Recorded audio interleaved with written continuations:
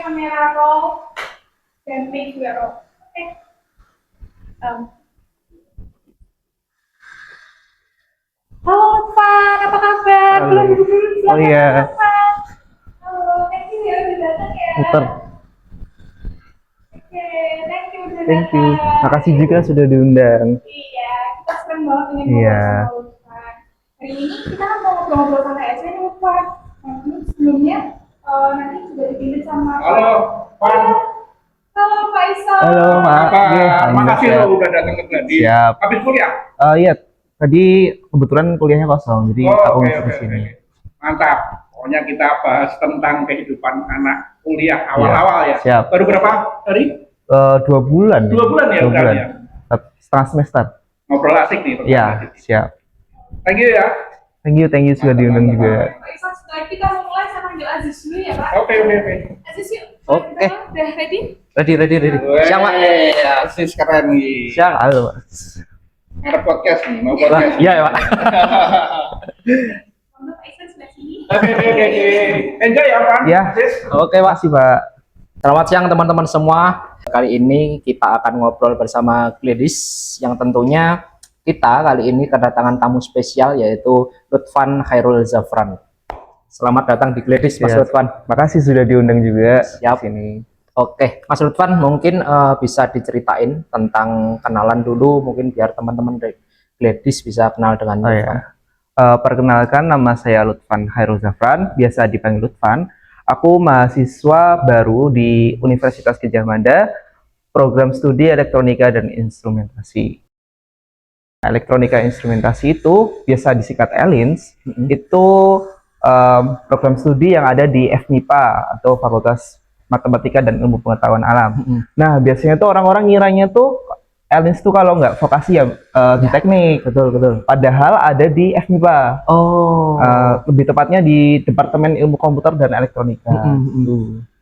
Teman-teman, jadi ELINS itu adalah masuknya ke MIPA ya, Pan? Iya, maksudnya MIPA. Nah, berarti ini semester berapa, Pan, kamu? Baru semester 1 ini, baru Semester. setengah semester. Baru banget ini. Baru banget. Asik.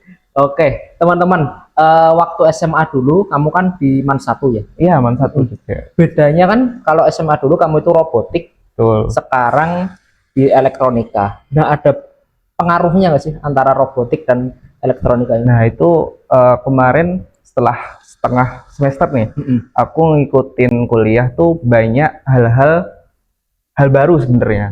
Dan itu di robotik tuh sebenarnya udah ada, cuman kurang mendalam.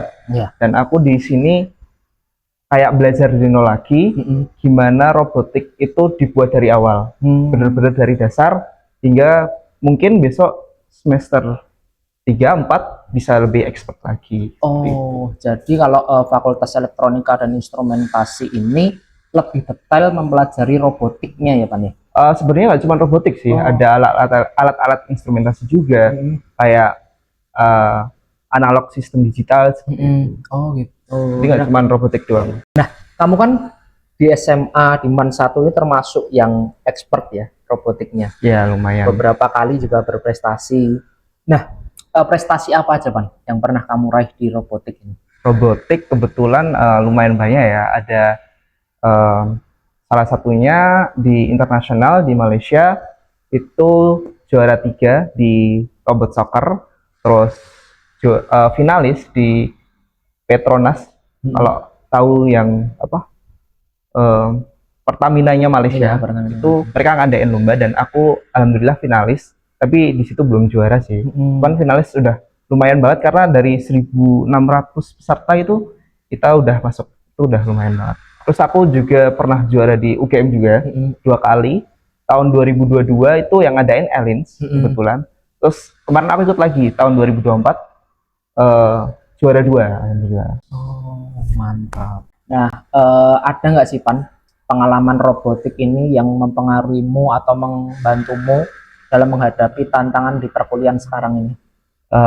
Banyak sih sebenarnya, kayak dasar-dasar elektronika tuh sebenarnya udah ada keskill dikit-dikit nih di robotika. Cuman emang ya belum mendalam banget kan. Cuman ya di sini di ELINS ini bener-bener diperdalam banget gimana cara kerja robot itu.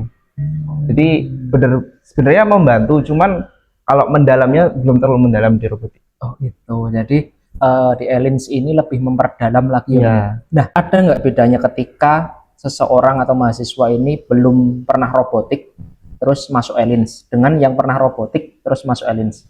Sebenarnya perbedaannya tuh di ini sih, pengalamannya doang sih. Jadi orang lihat apa sirkuit itu, kok aku belum pernah lihat kayak gini sih. Oh. Nah, banyak teman-teman gue yang kayak gitu. Sekitar 80% bahkan. 20%-nya tuh baru ikut-ikut lomba tipis-tipis gitu. Dan mereka lihat sirkuit itu udah familiar. Ini gimana cara kerjanya, bagaimana programnya, gitu sih. Dengan adanya robotik ini tentunya akan mempermudah kamu ya, Iya. adaptasi. Iya, betul. Oke, mantap sekali. Jadi teman-teman tentunya dengan prestasi-prestasi yang diperoleh Lutfan tadi akan mempermudah dalam adaptasinya di UGM ini. Nah, ini tentang perjuangan kamu masuk UGM, Van. Ini kan menarik banget. Setauku kamu itu gagal beberapa kali, Betul. terus kemudian akhirnya di kesempatan yang agak akhir ya. Paling akhir. Oke, kesempatan terakhir kamu akhirnya bisa lolos dan masuk kampus impianmu. Iya. Nah itu gimana Pan perjuangan dari awal sampai akhirnya kamu lolos di UGM ini? Jadi aku gagal tiga kali dan terakhir itu baru berhasil ya teman-teman. Jadi pertama tuh aku ikut SNBP, dulu namanya SNMPTN. Itu aku ngerasa pede banget karena aku punya sertifikat 2 internasional dan 1 ENINS kan. Dan tentu pikiranku tuh pasti ini lolos, dan teman-temanku juga bilang pasti lolos. Dan ternyata pas hari H itu notifikasinya merah atau nggak lolos. Situ aku terpukul banget sih. Aku sampai nangis, tidak tidur, nggak makan, nggak ada motivasi belajar, lemes pokoknya. Terus ya udah, terus aku bener-bener seharian tuh nggak ngapa-ngapain, bahkan seminggu tuh aku nggak belajar sama sekali. Terus baru aku nyoba belajar lagi SNBT, kalau ada Ya, tes. jalur selanjutnya ada SNBT, itu aku belajar lagi dari nol lagi. Terus ya aku belajar dari situ, belajar. Pas hari H aku ya di situ aku pede sih hitungannya. Dan ya skornya di situ tuh pas ada pengumuman tuh lumayan 700, sekitar 700 tuh udah bagus banget. Dan ternyata nggak lolos juga. Ya di situ aku juga terpukul banget. Cuman kan sebelumnya udah pernah gagal. Dan aku ngerasa masa aku gini terus sih gitu. Aku nyoba jalur lain, cari tahu jalur lain. Aku bahkan nyoba universitas lain juga. Mana itu? Di UNY. Jurusan yang sama? Jurusan mekatronika. Oh, ya mirip-mirip lah. Ya. Setidaknya. Terus aku nyoba PBUB juga. PBUB itu penelusuran bibit unggul berprestasi. Nah, aku nyoba yang iptek, yang teknologi, dan ternyata juga nggak lolos. Nah, terus yang terakhir, jalur terakhir banget nih, ada yang namanya UTUL UGM, Mandiri. Nah, aku nyoba di situ selama 1 bulan full, aku tuh belajar tanpa henti.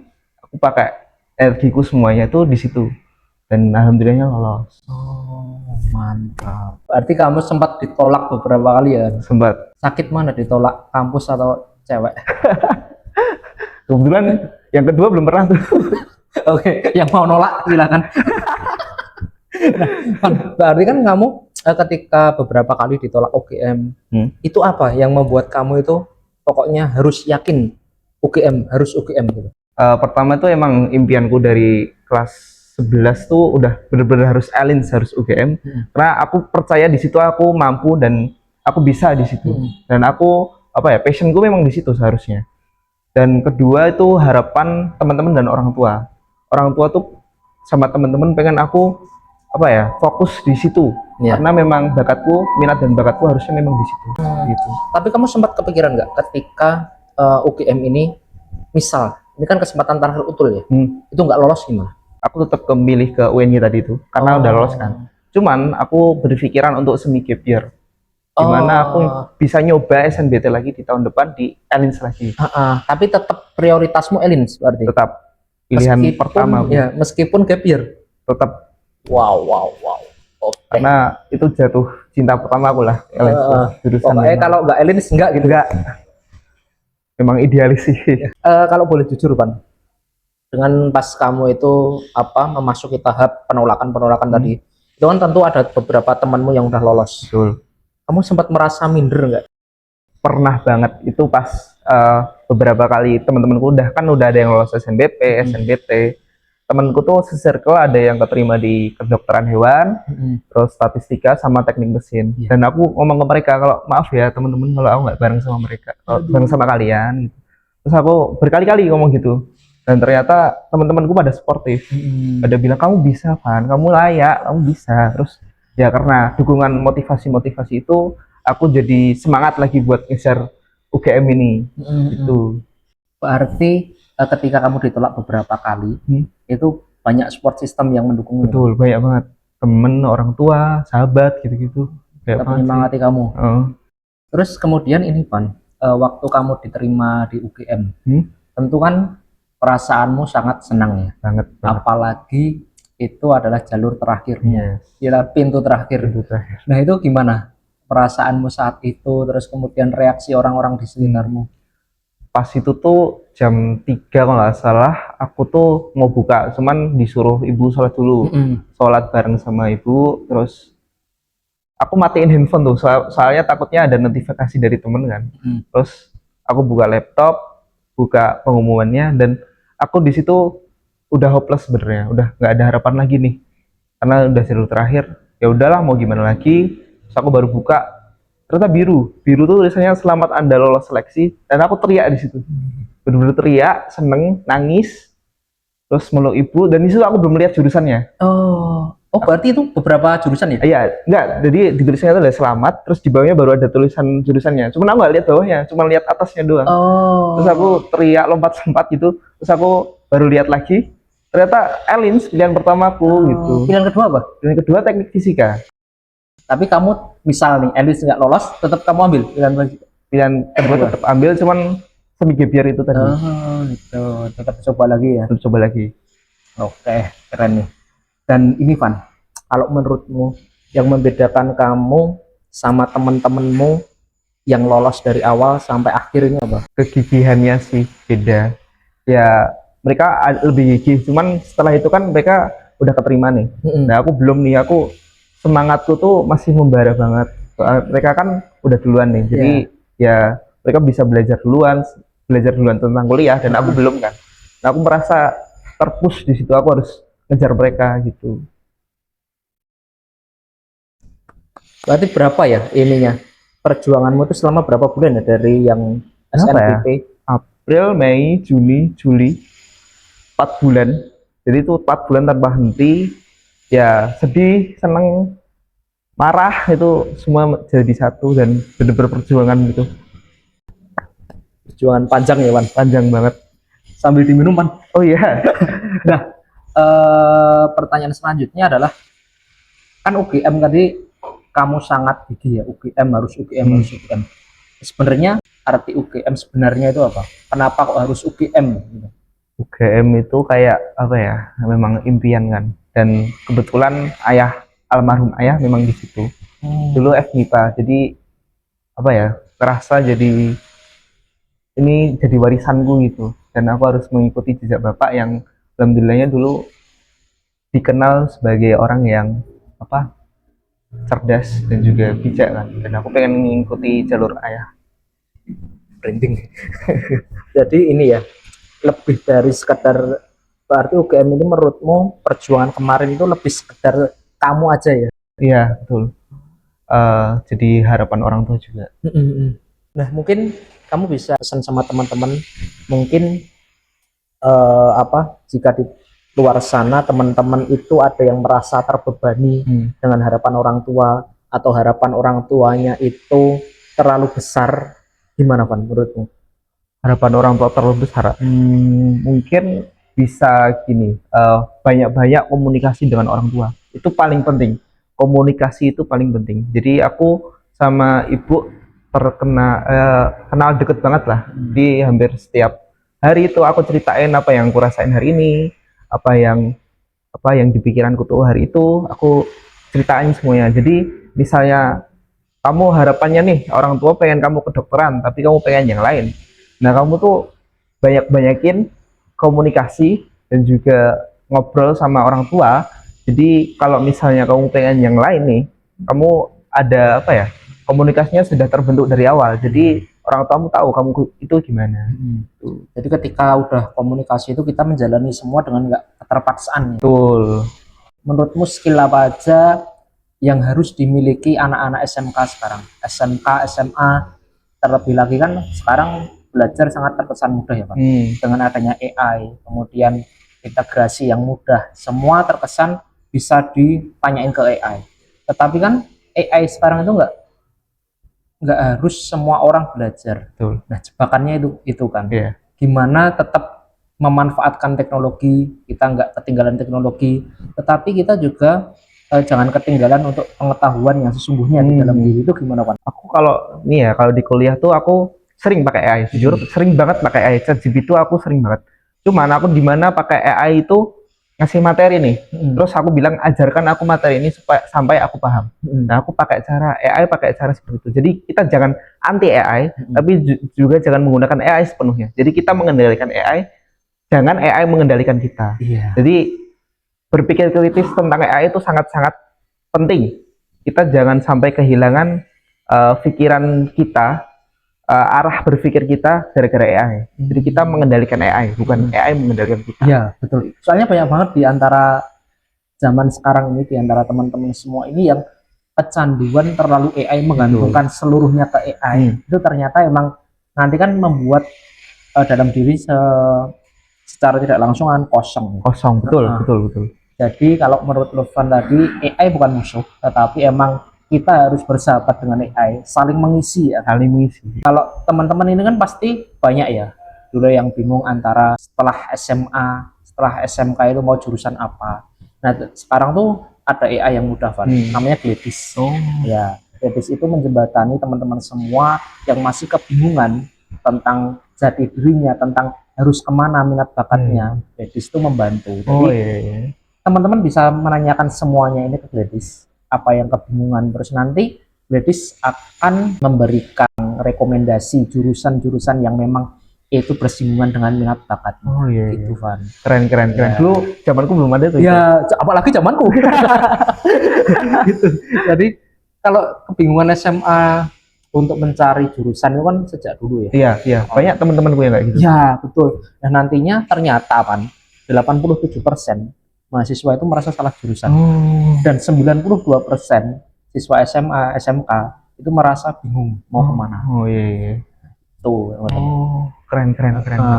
Nah, kemudian ini Van, skill apa yang harus dikuasai teman-teman semua yang mau masuk UGM? Ini paling penting itu berpikir kritis. Itu sangat paling penting. Soalnya di UGM itu setiap kelas pasti ada yang nanya hal-hal yang di luar nalar. Itu yang bikin aku kadang minder sih. Kok orang bisa berpikir kayak gitu. Jadi ya aku kadang ngikutin juga mereka gimana cara berpikir mereka, cara belajar mereka. Jadi ya itu sih, berpikir kritis paling penting. Sama bersosialisasi itu juga penting. Betul. Soalnya sekarang ini after COVID ya, itu banyak dari anak muda itu yang antisosial, ansos. Betul.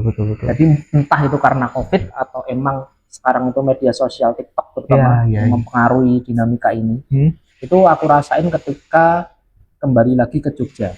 Nah, di kampung itu, rumahku masih kampung ya Pan. Itu udah kesadaran sosial untuk dari teman-teman itu sebelum dan setelah COVID itu sangat beda. Iya, betul. Kalau di kampung kan ada namanya kerja bakti. Nah, itu anak-anak muda dikit banget perannya. Nah, kemudian ini pertanyaan terakhir, Van. Apa pesan kamu buat teman-teman SMA yang lagi berjuang masuk kampus impiannya? Pantang menyerah, itu paling penting. Terus harapanmu itu jangan sampai hilang. Harapan dari orang tua, harapan dari teman-teman itu jangan sampai buat kamu terbebani, tapi kamu jadikan itu motivasi untuk berjuang. Kayak misalnya aku gagal di SNBP, gagal di SNBT, gagal di PPUB, aku menggunakan harapan-harapan tersebut untuk terus berjuang hingga aku bisa lolos di jalur terakhir di UTUL UGM. Jadi harapan itu masih ada teman-teman. Yes. Tetap semangat memupuk harapan kita. Soalnya kalau nggak kita siapa lagi ya? Iya, nggak kita siapa lagi. Benar. Kita bisa kehilangan semuanya, tetapi kita nggak bisa kehilangan diri kita sendiri. Gitu. Keren. Oke Van, Kiranya itu yang bisa kita obrolin kali ini. Dan makasih udah mampir di Gladys. Iya, makasih juga ya Mas. Ya, semoga kuliahnya lancar terus. Amin, amin, amin. Bisa berprestasi. Amin. Besok mampir sini lagi, Van. Ah, siap. Deket kok, deket Ya. dari MIPA. Deket banget. Gitu, Van. Ya. Terima kasih. Makasih, Mas. Oke. Makasih.